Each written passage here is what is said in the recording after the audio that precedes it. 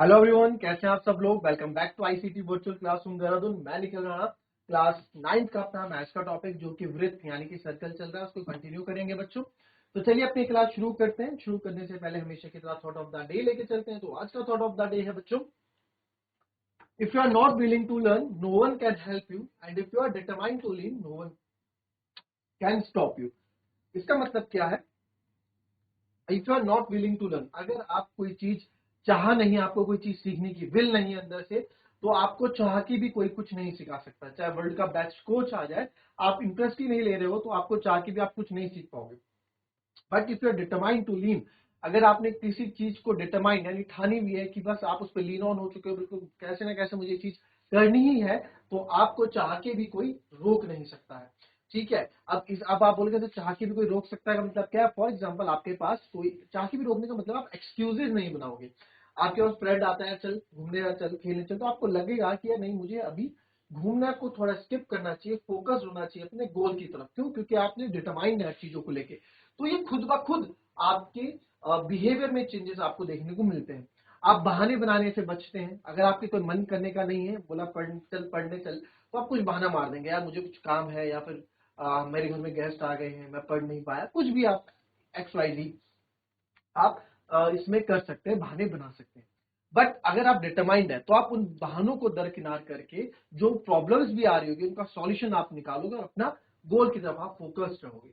तो कभी भी बच्चों आप कोई चीज करो तो एक बिल्कुल डिटरमाइंड वे में करो, बिल्कुल तन के करो कि नहीं मुझे चीज करनी है तो करनी ही है। क्लियर? तो चलिए अपनी क्लास शुरू करेंगे and we will move to our next question.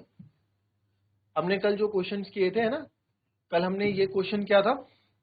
आज हम अपना दूसरा क्वेश्चन करेंगे एंड अवर नेक्स्ट क्वेश्चन जो हम करने वाले हैं वो है ये, if the non parallel sides of trapezium, ठीक है, यानी कि यदि किसी समलंब की गैर समांतर भुजाएं, ठीक है, यानी कि जो समांतर नहीं होती हैं वो भुजाएं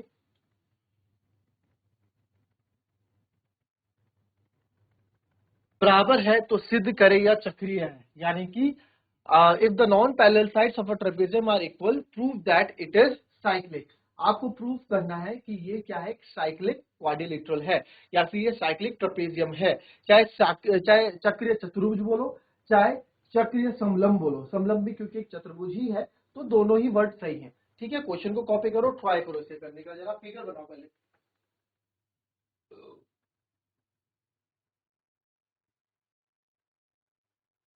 चलिए क्वेश्चन पढ़ते हैं। तो हमारे पास क्या बोला है कि एक इस साइक्लिक ट्रेपेजियम है, यानी कि साइक्लिक ट्रेपेजियम क्या होता है ये भी आपको पता होना चाहिए। ये ट्रेपेजियम है, आप सिंपली समझे कि अगर ट्रेपेजियम साइक्लिक है, ठीक है, यानी कि साइक्लिक ट्रेपेजियम होगा तो क्या क्या चीजें होनी चाहिए, हम पहले बात कर लेते हैं। ये एक समलंब है यानी कि एक ट्रेपेजियम है। अब बोला गया है if non parallel sides of trapezium are equal, non parallel sides कौन सी होंगी? ये होंगी नॉन पैरेलल साइड्स, और ये इसकी पैरेलल साइड्स होंगी। ठीक है, ये इसकी पैरेलल साइड्स होंगी। Prove that it is cyclic, आपको प्रूफ करना है कि ये जो समलंब है, ये ट्रेपेजियम है, साइक्लिक है। साइक्लिक मतलब आप समझते होंगे यानी कि चक्रीय है। तो इसको प्रूफ करने के लिए हमारे को क्या क्या चीजों की जरूरत है वो आप देखेंगे, है ना। तो सबसे पहले हमें गिवन क्या दे रखा है, गिवन हमको दे रखा है, पहले बात कर लेते हैं। गिवन हमारे पास क्या क्या है कि A B C D is a trapezium,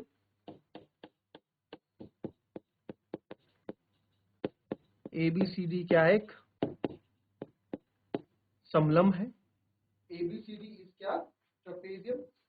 और यहां पे ये बोला गया है कि ए बी बराबर क्या है, सी डी है, सॉरी ए बी बराबर सी डी नहीं, ए डी बराबर बी सी, है ना। ए डी बराबर क्या है, बी सी है। और साथ ही साथ जो ए बी है वो सी डी के क्या है, पैरेलल। ए बी जो है सी डी के बच्चों पैरेलल है, ये भी हमें बोला गया है। तो प्रूव हमको क्या करना है, ठीक है, हमको जो है टू प्रूव, हमको क्या प्रूव करना है कि ABCD इज अ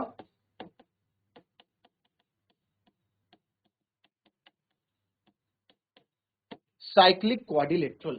ठीक है, अब साइक्लिक क्वाड्रिलेटरल होगा तो साइक्लिक क्वाड्रिलेटरल की प्रॉपर्टीज क्या है कि सर किसी भी अपोजिट, जो साइक्लिक क्वाड्रिलेटरल में जो अपोजिट एंगल्स होते हैं उनका सम 180 डिग्री होता है।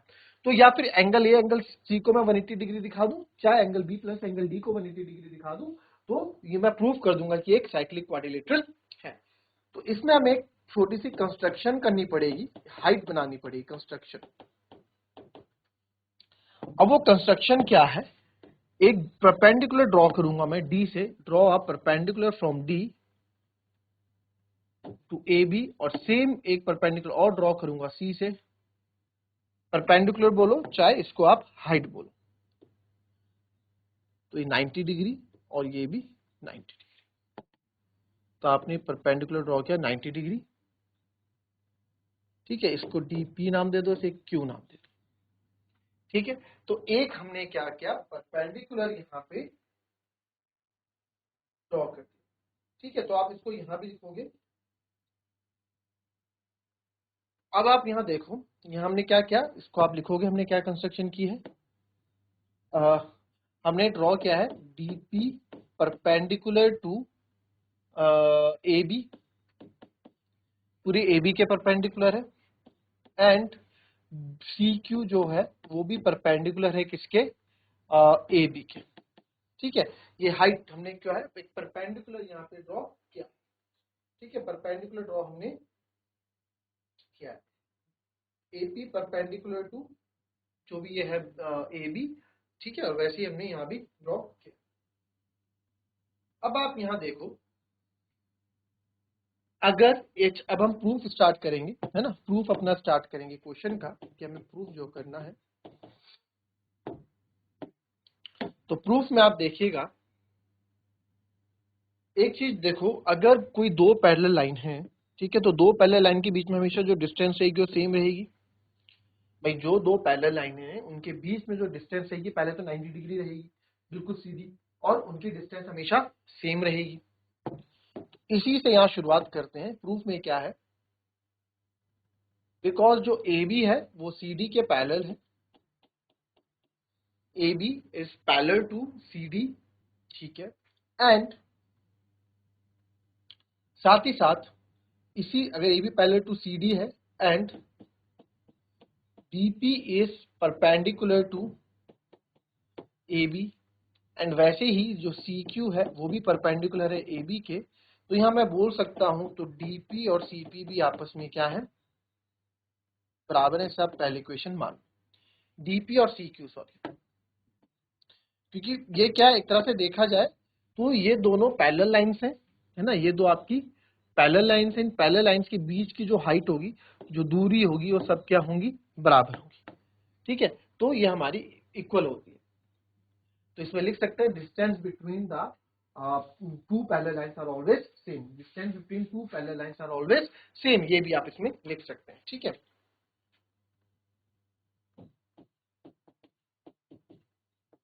डिस्टेंस बिटवीन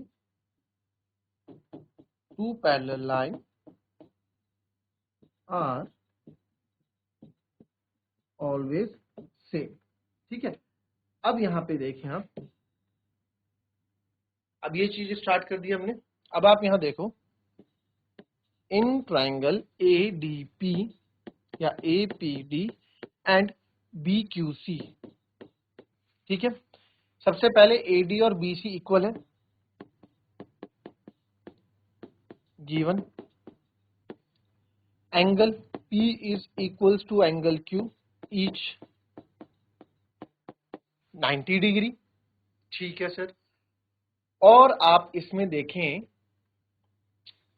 DP और CQ ये भी हमने इक्वल किया है, अभी इक्वेशन 1 हमने माना इसको, अभी भी थोड़ी पहले हमने किया है।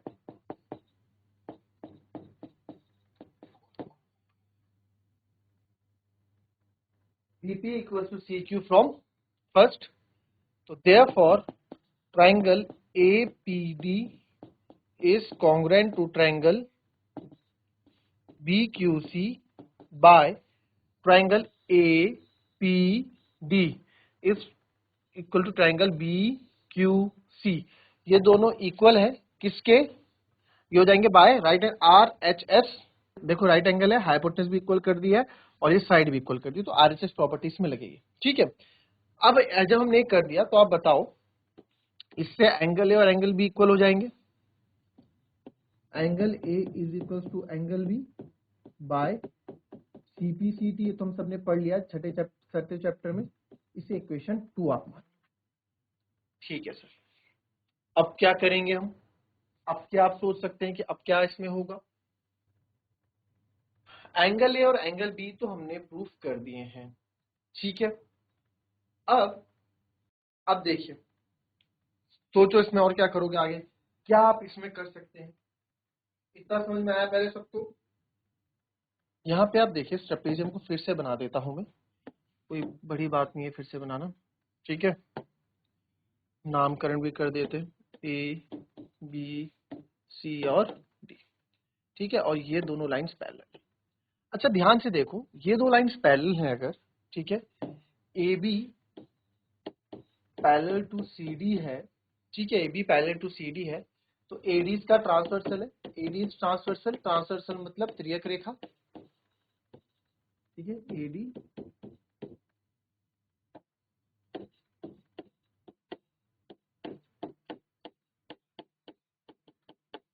AD इज ट्रांसवर्सल है ना, ये दो पैरेलल लाइंस हैं, तो AD क्या है? ट्रांसवर्सल है। तो एक ही तरफ के एंगल का सम, ट्रांसवर्सल के एक ही तरफ के एंगल का सम 180 होता है। Angle on the sum of the angle on the same side of a transversal is 180 degree. तिर्यक रेखा के एक ही ओर के दो आंतरिक कोणों का योग 180 डिग्री होता है, जिसको हम सह अंतः कोण बोलते हैं, को इंटीरियर एंगल बोलते हैं, है ना। यहाँ से आप बोल तो सर यहाँ लाइन भी थी, तो लो लाइन भी खींच लो, हमने कब मना किया? लाइन भी आप खींच लो, ये तो हमने कंस्ट्रक्शन अलग से की है ना। एंगल ए और एंगल डी तो होगा त्रियक रेखा के एक और के, तो मैं बोल सकता हूं AD ट्रांसफर, तो therefore angle A plus angle D equals to 180 degree.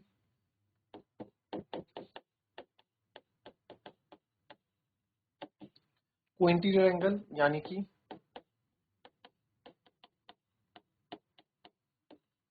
सह अंतः कोण। ठीक है, सह अंतः कोण, इसको आप समीकरण कितने बन गए पीछे? 2 3 मान लो, हो गया। Angle A plus angle D equals to 180 degree. अब क्या कर सकते हैं इसमें, है ना। तो अब आप यहां देखो, एंगल ए तो अच्छा, सेकंड इक्वेशन क्या थी? Angle A is equal to angle B था, angle A is equal to angle B था ना सेकंड इक्वेशन में, ये सेकंड इक्वेशन थी। और थर्ड इक्वेशन है, मैं यहाँ समझा रहा हूँ, angle A plus angle D equal to 180 degree. तो आप यहाँ देखो, from second and third, angle A angle B के बराबर है, तो angle A plus angle D अगर 180 है, तो एंगल ए डी की जगह, इस डी की जगह या फिर सॉरी इस डी की जगह बोल रहा हूँ, इस एंगल ए की जगह मैं एंगल बी रख सकता हूँ, तो angle B plus angle D कितना हो जाएगा? 180 डिग्री, है ना। तो angle B plus angle D 180, तो बस हमारा हो गया, ये ही हमारा यहाँ पे आंसर है, यही तो हमें प्रूफ करना था। therefore therefore because यहाँ लिखोगे because the sum of two opposite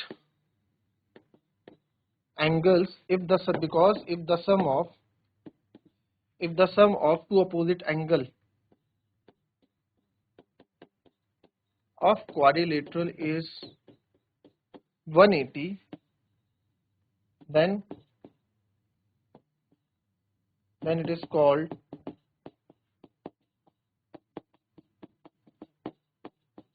cyclic quadrilateral. तो देयरफॉर क्योंकि किसी दो सम्मुख कोणों का योग अगर एक किसी चतुर्भुज में दो सम्मुख कोणों का योग अगर 180 डिग्री होता है तो वह चक्रीय चतुर्भुज कहलाता है। तो इसीलिए therefore angle B, therefore if angle B plus angle D equals to 180 degree, therefore a जो quadrilateral ABCD is a cyclic trapezium. ये क्या है आपका एक साइक्लिक ट्रेपेजियम है। ठीक है, ये हमने प्रूव कर लिया। तो इस तरीके से क्वेश्चन होना था, बहुत इजी, और इजी वे में कुछ नहीं करना है। फिर से देख लो इस क्वेश्चन में ABCD एक ट्रेपेजियम है, AD बराबर BC है। मैंने बोल रहा हूँ क्वेश्चन में बोला कि नॉन पैरेलल साइड्स इक्वल है, तो ये दोनों इसकी इक्वल है।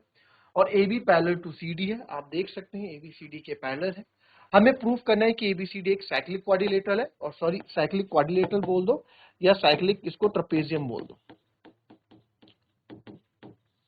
ठीक है, साइक्लिक ट्रेपेजियम है। हमने एक कंस्ट्रक्शन किया DP परपेंडिकुलर टू AB, और वैसे सी से एक हाइट खींची CQ परपेंडिकुलर टू AB। अब हमें प्रूफ करना स्टार्ट किया, क्योंकि AB जो है CD के पैरेलल है, तो कभी भी दो पैरेलल लाइन होती हैं उनके बीच की जो डिस्टेंस रहती है हमेशा बराबर रहती है। तो AB जो है CD के पैरेलल है, तो DP परपेंडिकुलर हो जाएगा AB के, और CQ भी परपेंडिकुलर हो जाएगा AB के, मतलब है। तो इनके बीच की जो हाइट है DP और CQ, ये भी आपस में बराबर होंगे। तो यस सर, हमने DP और CQ को भी आपस में क्या कर दिया, बराबर कर दिया। अब in triangle APD and triangle BQC, ये दोनों ट्राइंगल लिए हमने। AD बराबर BC, इनको कॉन्ग्रुएंस प्रूफ करा। कॉन्ग्रुएंस प्रूफ करने पे हमने देखा एंगल A बराबर एंगल B है, एंगल A बराबर एंगल B है, तो ये CPCT से हमने कर दिया। अब AB CD के पैरेलल है, तो ये ट्रांसवर्सल लाइन जा रही है इनको काटती हुई। तो ट्रांसवर्सल के तिर्यक रेखा के एक ही ओर के दो अंतः कोणों का योग 180 डिग्री होता है। तो तिर्यक रेखा के एक ही ओर के दो कोण एंगल D और एंगल A ये हो गए, तो इनका सम 180 डिग्री है। कोइंसिडेंट एंगल सहनता कोण बोलते हैं। इसको हमने समीकरण 3 बना दिया। तो दूसरा बोलता था angle A equals to angle B, और ये angle A plus angle D 180 है। तो इस A की जगह हमने B रख दिया, तो B plus D equals to 180। तो B और D दोनों सम्मुख कोणों का योग, अपोजिट एंगल का सम हमने 180 डिग्री दिखा दिया। तो हम बोल सकते हैं कि ये क्या है, साइक्लिक क्वाड्रिलेटरल है। क्लियर, कॉपी करेंगे इसको आप।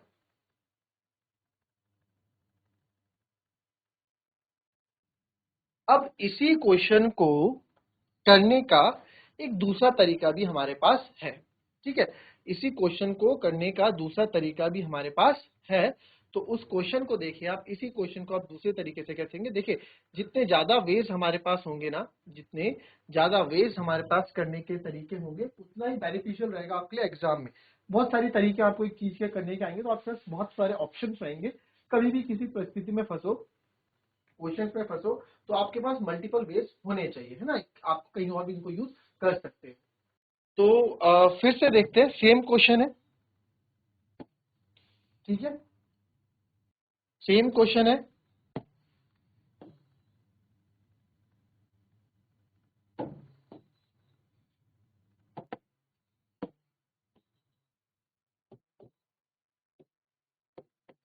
ठीक है, ट्रेपेजियम है। अब यहाँ पे देखो आप, यहाँ पे हमें क्या क्या बोला गया है, AD इक्वल्स टू BC। वही बोला गया है कि यहाँ पे ये हमारे इक्वल हैं, और ये जो है पैरेलल साइड्स हैं।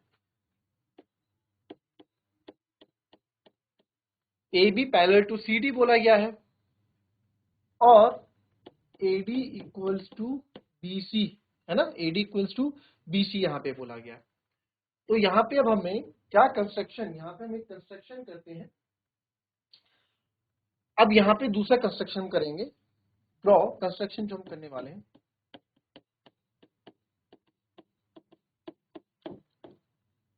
Draw CE parallel to AD। हम एक कंस्ट्रक्शन ड्रॉ करेंगे CE जो कि पैरेलल होगा AD के।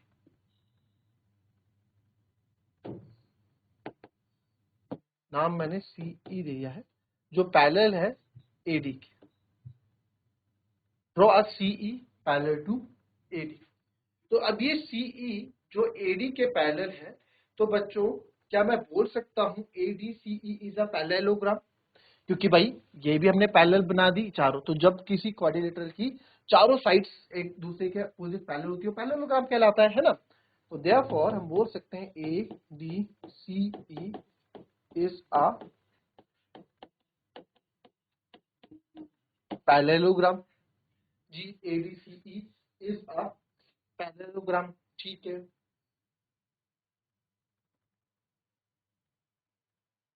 अब देखें आप,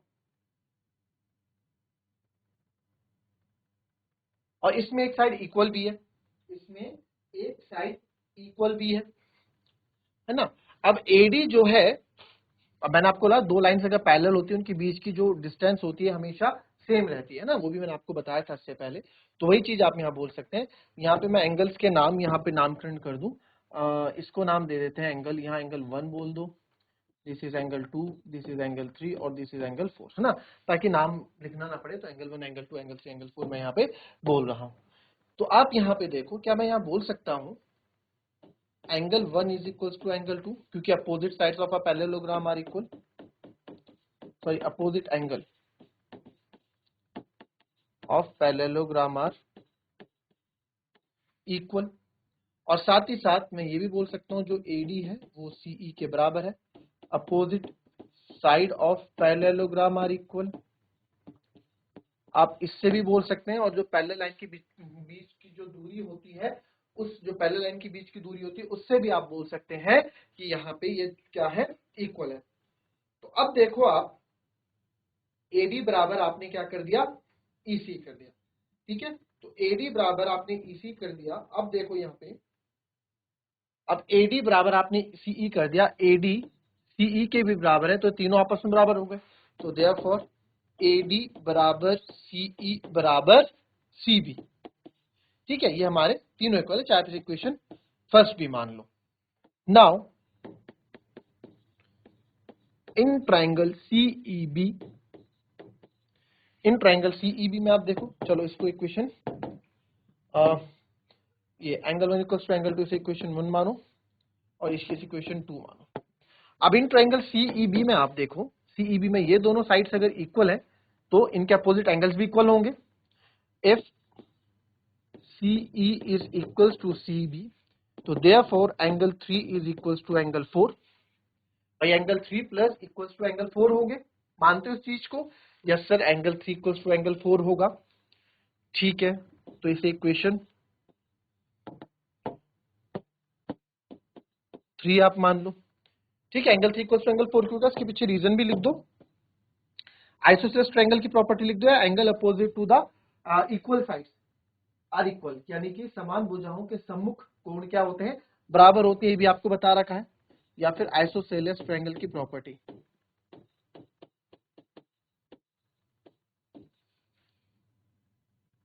now angle 2 plus angle 3 equals to 180 बना रहा है, लीनियर पेयर।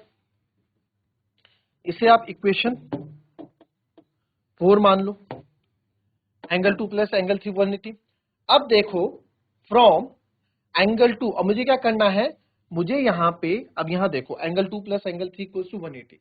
अब यहाँ देखो आपने एंगल 1 की जगह एंगल 2, अगर मैं यहाँ पे मुझे क्या करना है, मुझे तो अपोजिट एंगल एंगल 1 और एंगल 4 को जो है angle 1 plus angle 4 equals to 180 दिखाना है। तो एंगल 2 की जगह तो रख दूं मैं यहाँ पे एंगल 1 जो यहाँ किया है, और एंगल 3 की जगह रख दूं मैं एंगल 4। ठीक है, तो यहाँ पे ये दोनों angle 1 plus angle 4 equals to 180 degree हो गया, फ्रॉम किससे, 1 एंड 3 से, फ्रॉम 1 एंड 3 से। तो बस देयरफॉर एंगल 1 आपने क्या माना है, angle D is plus angle B equals to 180। तो देयरफॉर ये भी सेम वही चीज हो गई, दो कंडीशन आपने इक्वल प्रूव कर दिए, तो ये भी आपका एक साइक्लिक ट्रेपेजियम हो गया। तो दोनों तरीके से आप कर सकते हैं, जो तरीका आपको पसंद आए आप उससे कर सकते हैं। इसमें पहले आपको पैरेललोग्राम बनाना है, उसके बाद आपको एंगल्स प्रूव करने हैं। ठीक है, so that's all for today बच्चों, मिलेंगे आपसे अपनी कल की नेक्स्ट क्लास में, तब तक के लिए be happy, be healthy and be safe. Thank you and have a nice day.